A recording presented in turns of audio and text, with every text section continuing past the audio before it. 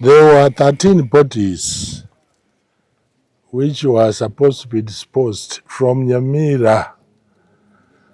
And as a government, we followed the procedure.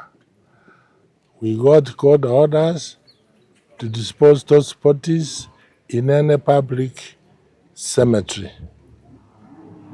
So my government has been disposing in Kericho, and we thought it's the nearest.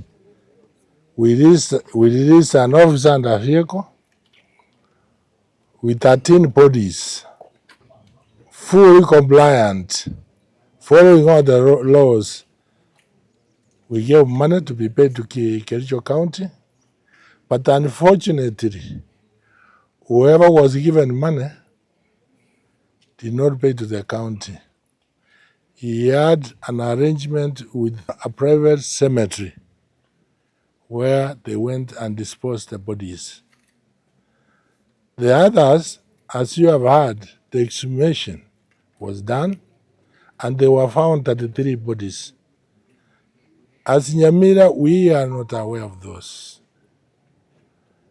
If we were aware, we should have sought permission to dispose 33 bodies. The permission of disposing 13 and disposing 33 is the same.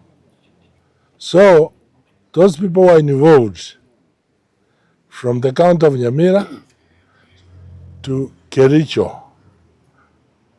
I think they are already in custody, and the government is doing thorough investigations. We are also anxious to know where these other bodies, where did they come from to be found in the graveyard? So that one we don't know. Let's leave it to the government to do investigation. You said I have not said anything. I should not comment because the police is in charge and they are competent. What we are sure, the bodies left in Nyamira County during the day. Where the darkness comes in, there I will not know.